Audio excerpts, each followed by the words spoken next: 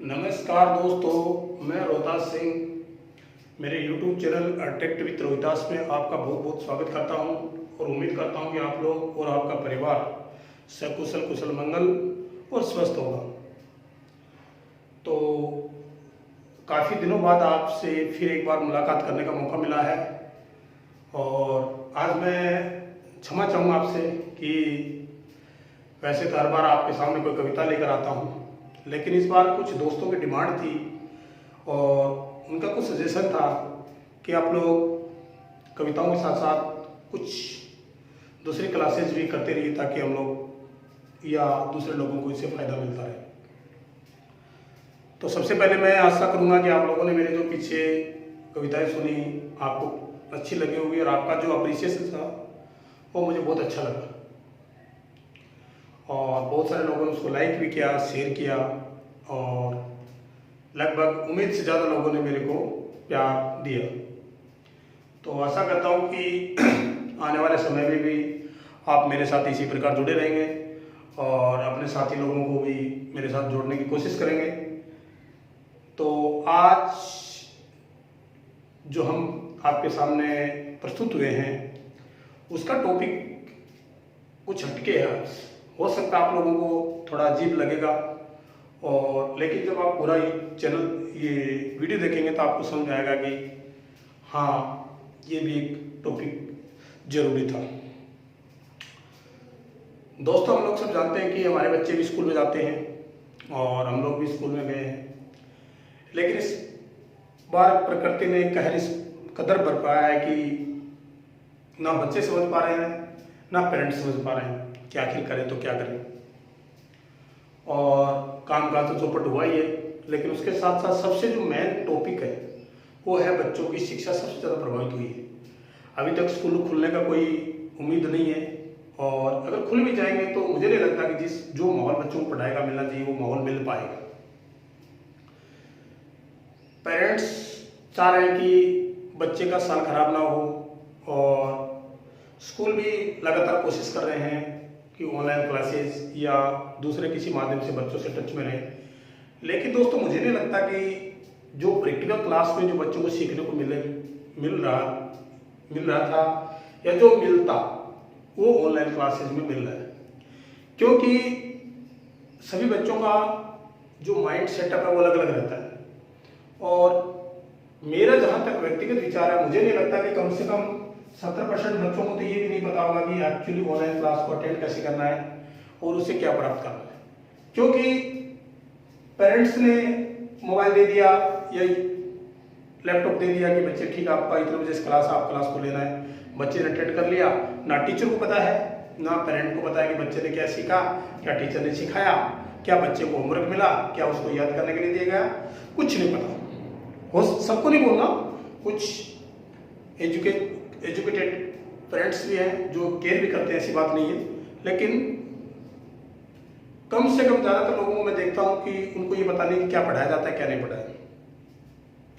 अभी देखिए, सभी पेरेंट्स के सपने रहते हैं कि मेरा बच्चा अच्छा पढ़े, अच्छे नंबर्स लाए, क्लास में टॉप करे, आने वाले फ्यूचर में अच्छी जॉब मिले। बहुत ऊंचे ऊंचे सपने देखते हैं। हमारे माँ बाप ने देखे थे तो हम भी वही चीज़ को हम भी उम्मीद करते हैं कि हमारे बच्चे भी अच्छे पढ़े लिखे और अच्छी सर्विस या जो भी काम काज उनको मिले बहुत अच्छा मिले।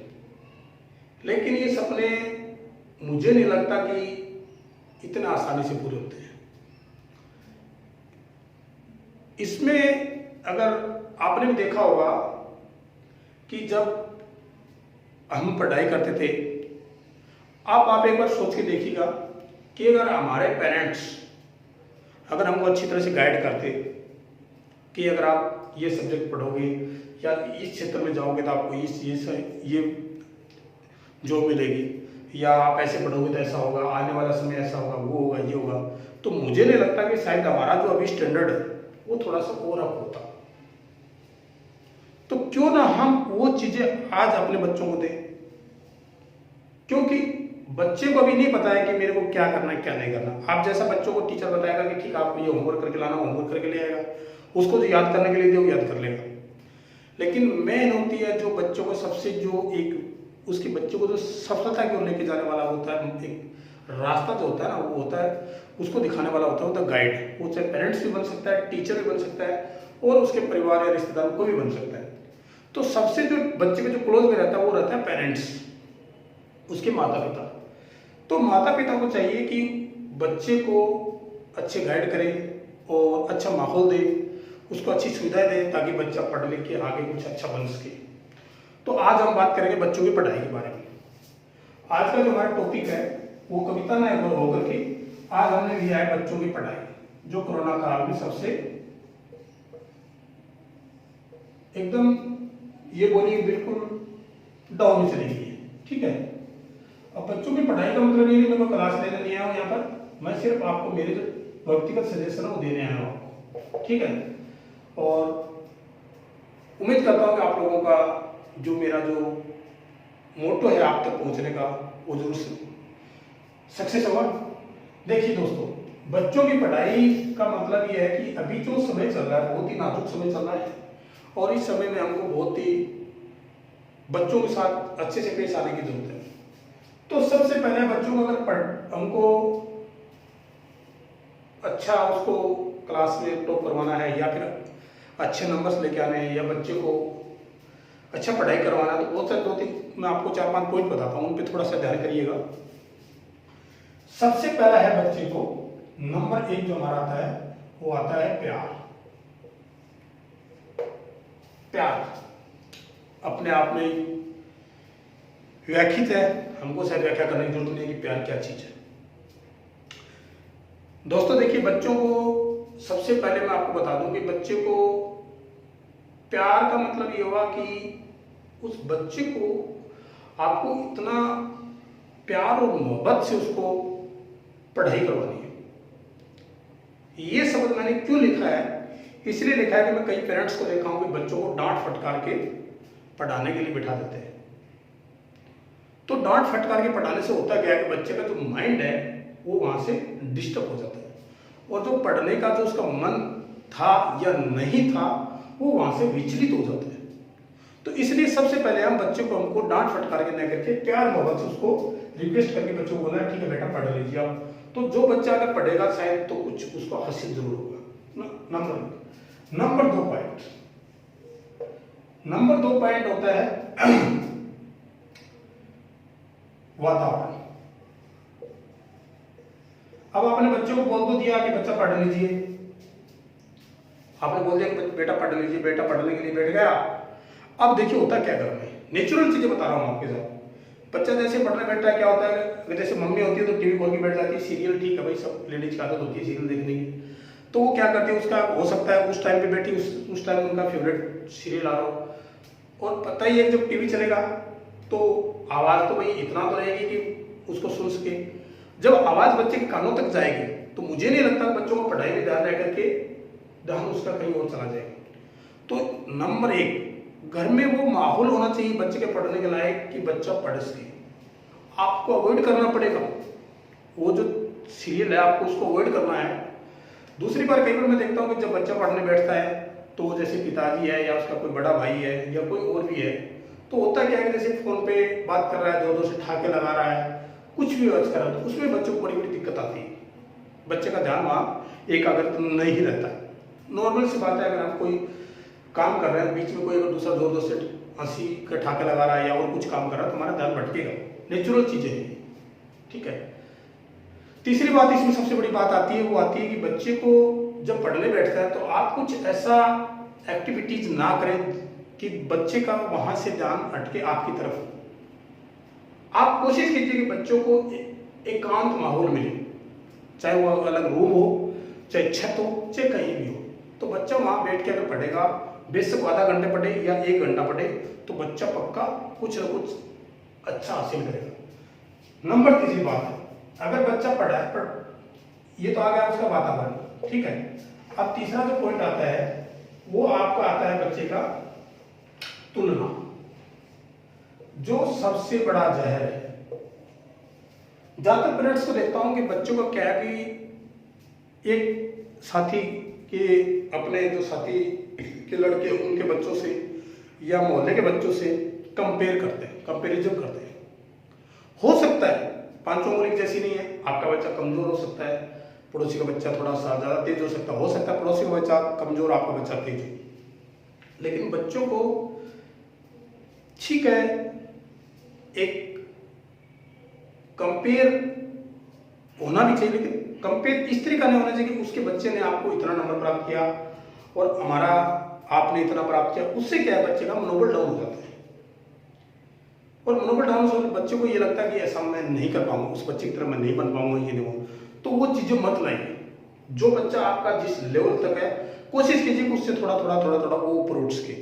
तो वो जो हीन भावना बच्चे के कभी भी उसके नहीं आने देनी चाहिए। जो वो किस चीज से आती है, तुलना से आती है। तो जब बच्चे का जब आप कंपेरिजन करते हैं तो वहां बच्चा थोड़ा सा कमजोर पड़ जाता है। ठीक है, तो ये चीजें आप अपने नहीं लगी। तीसरी बात आती है, जो नेक्स्ट पॉइंट आता है वो आता है वर्कलोड। कुछ पेरेंट्स को देखता हूं कि वो सोचते हैं कि हमारा बच्चा आज इंजीनियर बन जाए, आज ही डॉक्टर बन जाए और सब कुछ आज ही बन जाए। ऐसा नहीं होता है दोस्तों। जो स्टेप बनाए हैं पढ़ाई के, तो वो स्टेप बहुत ही सोच समझ के बनाए गए हैं, और जो समय है बच्चे के साथ धीरे धीरे जो चल रहा है उस समय के अनुसार ही बच्चे को कुछ सीखने को मिलेगा। तो मान लीजिए सपोज कीजिए कि बच्चा का 3rd क्लास में है और मैं चाहूँगा कि बच्चा सब कुछ मैथ पूरी सीख ले, इंग्लिश पूरी सीख ले, पूरा ग्रामर पूरा सीख ले। नहीं दोस्तों, कभी नहीं हो सकता ऐसा। जो बच्चे का जितना माइंड है, जितना बच्चे का मतलब जो उसका लेवल है, उस लेवल के हिसाब से उसको पढ़ाई की जाती है। मैं बहुत सारे पेरेंट्स को देखता हूँ कि वो इतना मतलब कुछ आगे जल्दी जल्दी उसको सिखाने की कोशिश करते हैं, जिससे क्या होता है बच्चे के ऊपर वर्कलोड आ जाता है, और बच्चे का जो प्रेशर जो होता है, जब प्रेशर में काम ठीक से नहीं कर पाता, ना कुछ याद कर पाता ढंग से, और ना बच्चा पढ़ पाता है। तो ऐसा कभी भी नहीं करना, बच्चों को ज़्यादा वर्कलोड नहीं देना है। बच्चे का जो स्टेप टू स्टेप चल रहा है उसी स्टेप पे चलने दीजिए। अब आपको मैं जो बच्चों की बात आ गई, तो बच्चों की बात आ गई तो मतलब आप छोटे बच्चों के, मैं ज़्यादातर विशेष करके जो छोटे बच्चे हैं, अभी अगर स्कूल भी खुलेगी तो उसमें छोटे बच्चों की पढ़ाई मुझे नहीं लगता कि उनको स्कूल बुलाया जाए। तो 1st क्लास से लेकर जो 5th या 6th क्लास तक बच्चे हैं, उनके लिए मैं सबसे आपको अच्छा बताता हूँ। भाई कोई भी पेरेंट्स है, आप सपोज कीजिए मेरे से ले लीजिए, किसी ले लीजिए, कोई मुझे नहीं लगता ऐसा कि 8, 10, 12 कुछ तो पढ़ा होगा, ठीक है, और वो इतना तो सक्षम जरूर होगा कि अपने बच्चों को जरूर पढ़ा सकता है। अब बोलते हैं कि यार मैं क्या पढ़ाऊँ। अरे भाई, पढ़ाने के लिए क्या कुछ है, कम से कम आप, ठीक है, आप 1 से लेकर 100 तक गिनती बच्चों को पढ़ा सकते हैं कि नहीं, ये बताइए। आराम से पढ़ा सकते हैं, ठीक है। अब गिनती पढ़ाने बच्चों को, हर बच्चे को लगता है मुझे कि 5 तक बच्चा है उसको गिनती पक्का आती होगी, लेकिन जरूरी नहीं है वो चीज। उसका रिवीजन करा सकते हैं आप। उसका क्या करा सकते हैं आप, रिवीजन करा सकते हैं। तो सबसे पहले आप, ठीक है, ये चीज करा सकते हैं। इसके बाद आपको आता है जैसे टेबल्स आता है, ठीक है, जिसको हम हिंदी में पहाड़े बोलते हैं, ठीक है, ये बच्चों को आप पढ़ा सकते हैं। भाई जोड़ तोड़ के आप कैसे करके बच्चों को आराम से 10 तक, 20 तक, 30 तक, 40 तक, जहां तक आपकी कैपेसिटी है वो धीरे धीरे करके बच्चों को आप पढ़ाते रहिए। इस चीज को आपको डेली रूटीन पे करना है, ताकि बच्चे का जो माइंड है वो बना रहे। इसके बाद आपको क्या करना है, अब जहां बात आती है ज्यादातर बच्चे कहाँ कमजोर पड़ते हैं, इंग्लिश में कमजोर पड़ते हैं, ठीक है। बच्चे कहाँ कमजोर पड़ते हैं, इंग्लिश में कमजोर पड़ते हैं। और इंग्लिश में कमजोर होने का जो सबसे मेन जो चीज होती है वो होती है बच्चों का वोकैबुलरी। मीनिंग्स जितने बच्चों का अधिक आएंगे बच्चा उतना तेज होगा। उसके लिए क्या है कि कोई भी बच्चा है, आपको डिक्शनरी याद नहीं कर सकता, ना हमको डिक्शनरी याद है, ना कोई बच्चा कर सकता। तो आप एक काम कीजिए ना, आपके पास मोबाइल है, आपके पास डिक्शनरी है, उसमें से आप डेली बेसिस पे 5 मीनिंग निकाल लीजिए। सिर्फ कितना मीनिंग निकालना है, 5 मीनिंग निकालना है। वो 5 मीनिंग डेली आप 5-5 करके बच्चों को डेली एक दिन में आपको सिर्फ 5 मीनिंग याद करवाना है, और वो 5 मीनिंग आपको भी याद करना है और बच्चे को भी याद करवाना है। तो आपका भी इंग्लिश अच्छा हो जाएगा और बच्चे का भी इंग्लिश अच्छा हो जाएगा। तो ये 5-5 करने से आपको 30 दिन में कितना हो जाएगा, 150 मीनिंग हो जाएगा। अगर आप 1 साल की बात लेके चलते हैं तो 1800 मीनिंग 1 साल में आपको याद होगा। 1800 मीनिंग मतलब क्या होगा, बहुत अच्छी वोकैबुलरी आपकी हो चुकी है। तो ये चीजें आप छोटी छोटी हैं, ज्यादा आपको हार्ड नहीं करना है, छोटी छोटी मीनिंग्स है जो कि हमारे नेचुरल लैंग्वेज में काम आती है, जो नॉर्मल पढ़ाई से टच है, वो चीजें हम बच्चों को सिखा सकते हैं। उसके बाद कुछ ऐसी जैसे हिंदी की चीजें हैं, या कुछ आपको अगर संस्कृत है, तीसरी लैंग्वेज आती है, या कोई दूसरा जैसे कोई उर्दू है, कुछ भी आपको जो आता है उसके बारे में आपके पास जितना नॉलेज है थोड़ा थोड़ा करके बच्चों को पढ़ाते रहना, ताकि बच्चे को कुछ न कुछ हासिल होता रहे। ठीक है, अब बात आती है कि ठीक है ये चीज तो हम डेली करनी, ये आपको डेली बेसिस पे करना है, एक दिन नहीं करना आपको। एक दिन से वही पता ना कि एक दिन कोई कुछ नहीं होने वाला। आप डेली आधा घंटा 1 घंटा कुछ भी, आपका टाइम रूटीन की जरूरत नहीं, जब आपको टाइम मिले उसी टाइम पे आप बच्चों को पढ़ा सकते हैं। तो अभी जो समय चल रहा है दोस्तों की, मुझे नहीं लगता कि शायद मार्च या अप्रैल तक जो भी है, उम्मीद करता हूँ कि जल्दी खुल जाए, लेकिन शायद पॉसिबिलिटी नहीं है। तो आप लोग एक काम कीजिए कि एक रूटीन बना लीजिए बच्चों का अलग से, जैसे क्लासेस की जैसे बुक्स आती हैं वैसे आप लोग अलग अलग उनका नोट्स बुक बना लीजिए, और नोट्स बुक बना के उनको अलग अलग से वर्क आपको वर्क देना है। जैसे हिंदी है, ठीक है, उसके बाद आपका इंग्लिश है, ठीक है, और मैथ है। तो ये बच्चों को आप आराम से दे सकते हैं, छोटा छोटा काम, थोड़ा थोड़ा, ज्यादा नहीं, आपको थोड़ा थोड़ा आपको काम देते हैं। ठीक है, तो इससे क्या है, बच्चों का जो अभी जो पीछे जो बच्चों का जो स्टेप एक बैक हुआ है वो स्टेप उसका कवर हो जाएगा। क्योंकि जब हम एक स्टेप पीछे पड़ जाते हैं कहीं पे भी, और हम चाहते हैं कि आप उसको हमको रिकवर करना, तो हमको क्या कुछ एक्स्ट्रा एफर्ट करना पड़ेगा। वो एक्स्ट्रा एफर्ट क्या है, यही एफर्ट है। स्कूल से हट के हमको कुछ पेरेंट्स को कुछ करना पड़ेगा, तब बच्चा हमारा लेवल पे आएगा, ताकि आने वाले समय में बच्चा को कमजोर ना पड़े और आगे अच्छी चीजें उसको कुछ, भाई हमारे पास जो है हम धीरे धीरे करके बच्चों को थोड़ा बहुत कुछ पढ़ाते रहे, ताकि बच्चे का जो नॉलेज है वो बना रहे। और क्लासेस के हिसाब से उनको अगर आप उसकी बुक को आप पढ़ सकते हैं, तो आप टाइम मिलता है तो उनके बच्चों की बुक को पढ़िए, क्योंकि हमारा जो दिमाग खुला हुआ है हमको वो अच्छी तरह से समझ में आ जाएगी।